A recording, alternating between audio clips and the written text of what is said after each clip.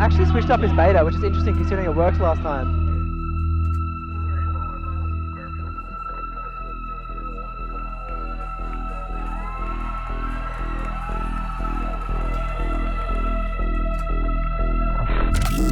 And there's one in the middle that is orange and blue for you and orange and blue for them. They're pretty close, but it's pretty straightforward. One goes to the left one.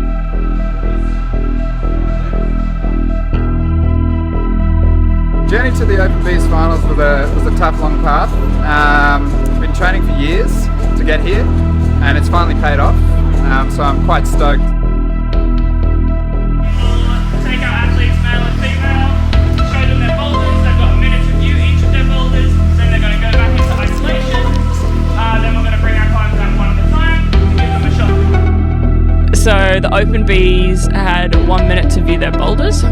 So that means 1 minute to figure out where they're going, figure out what beta they're going to use, try and scope out all the holds on the climb, if there are any like cheeky hidden holds on features. They had 4 minutes to view all their boulders, which was essentially going to decide who was going to win. So it's not a lot of time to figure out how you're going to win a boulder comp. 30 seconds remaining, competitors, 30 seconds remaining. Talking with the team, we found out that in general during comps, Open Beast set is just like something super simple because they are just people are waiting for Open A competitors to compete.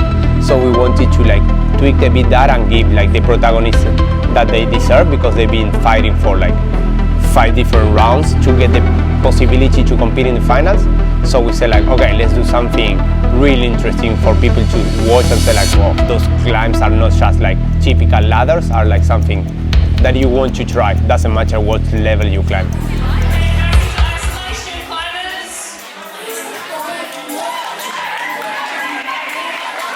Boulder number 1, men and female, we had this idea that I was playing around a bit, that is to have something that they start close by with same type of holes and they open like a flower sort of thing. My whole concept behind this was to give the perspective from the audience to have like people climbing exactly at the same time, and as they have the same holes, sort of you couldn't differentiate which climb is which one, or like you can differentiate but it sort of blends both climbs together to give something different. Both start with some sort of dyno. The difference is that in the male one, the dyno is the cracks, both hands Gaston, one on each hole, and the female one is more like a straightforward jump, but it's pretty burly because you need to compress the holes. If you don't jump high enough, your arms are too low and it's harder to compress.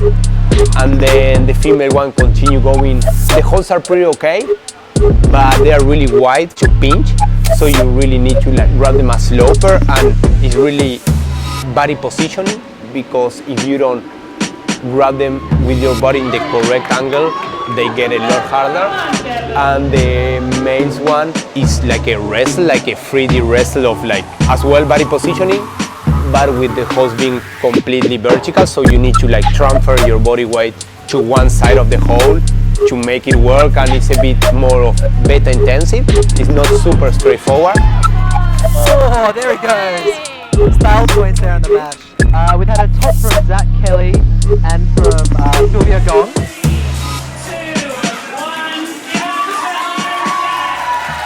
And that's a wrap on our first boulder. My brief for this one was compression and burly. We knew the men might be a little bit tired from competing earlier in the day, so we wanted to get some falls on this one. So you start kind of hugging that first feature, and you've just kind of got to move through all the features, putting heels around the side and trying to get the compression points and the opposition between each one correct. Coming over the lip's a bit tricky as well. You've kind of got to commit to that, but it's a pretty good hold. And then you've kind of got to get your body sorted to really throw for that last move. The first main crux is getting up to this little, like the smallest cube feature that's there. It's quite a committing move up to that point. Could we get 2 flashes here? Oh, He's got all the time in the world in these holds. A foothold to get to the zone.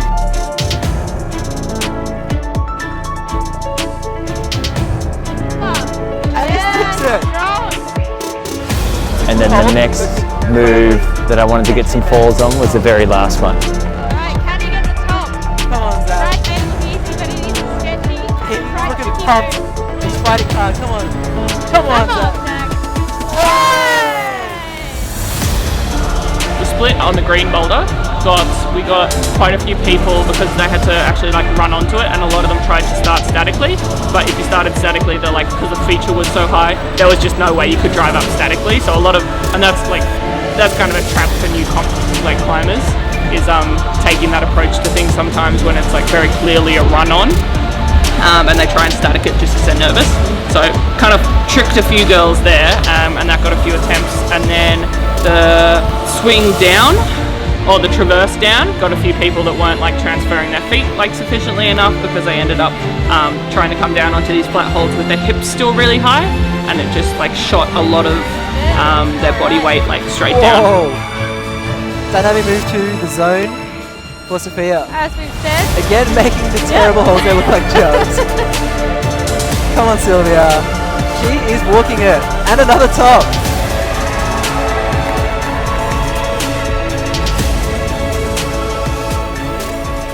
Ready for boulder number 3. The brief was hips don't lie, a bit of a fab classic. Basically it's just flexible corner climbing, which the lenses were perfect for because they're really low volume, they don't stick out much from the wall, so it's hard to get a lot of weight in them.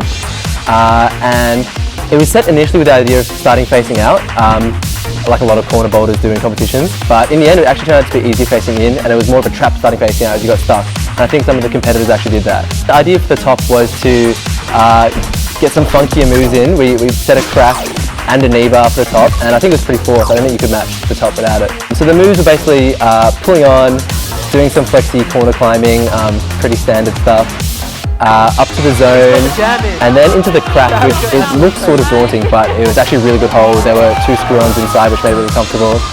And then you saw a lot of them get really confused about how to match the finish hold, which was a pretty good print, but at an angle, so you couldn't just match it.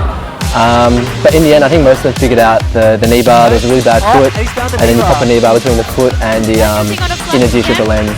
stay up there for a while, you're going to lose your short rig. Oh, I think he's gonna. You've seen it, I he's see got the it. foot, there it is. Pops in the knee bar. There he goes. And another top for Chad. There it is. And a top for Damien. 3 tops for him, I believe. So female number 3 was the yellow climb, some crimps in weird position, but it's mainly like a finger strength test piece. And a bit of endurance because at the very end you would be doing like 12 to 15 moves, so if you are doing the beta wrong, at the end you would feel like the pumpiness going. Reese looks very comfortable in these crimps. And very flexible Yeah. as well. Again, with these high feet, if you're shorter and a female on these crimps, it really helps. Did you guys remember it? These climbers have already climbed for 3 hours today, so they must be exhausted. Oh! We've got 1 top from Svetlana. 15 seconds, she's gonna have to go quick. I've climbed with Sylvia a few times and can confirm she has incredibly strong fingers. Oh! It's falling at the same point as Ella. I think that's gonna be the hardest move in the climb. So we have a super dynamic boulder for the women here. I think it's a 1-2 step up. See if they can read and execute it. And Devin has staticked it. Broken it. All right, good. Start to the day. Again, not what you want to see as a setter, but it's always good to see different betas. It is. So you're like starting an undercling, like 2 very high feet, so there's like not a whole lot of like room to move, and then you like quickly step up onto some features, right hand up to like a pretty mediocre jib, outright, and then because you're reaching out right, your body starts to lean that way, so you need to do a really quick foot swap, so you can like re-center your hips under your hand.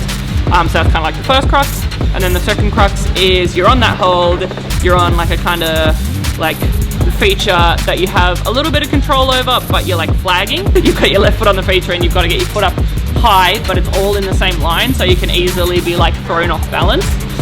So you get your foot up, and then you have to sort of like quickly move up to this next hold, which again is on this same line of really press up into it, hit it, and then like, and then so that's the second crux, and then match finish.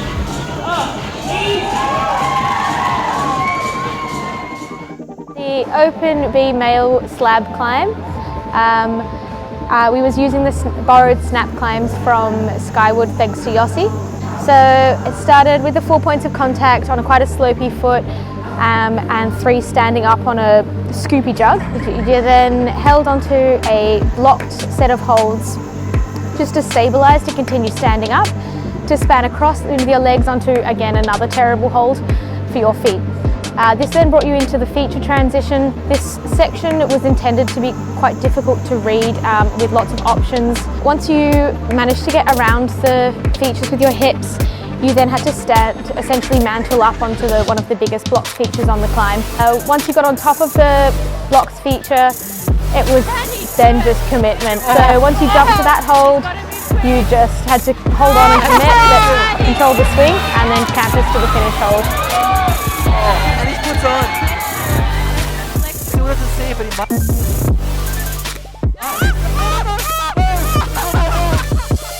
You don't get more than a few good goes. G in the crowd up. What a showman.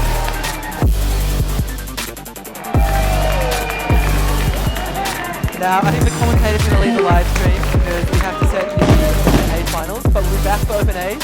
Thanks for sticking with us.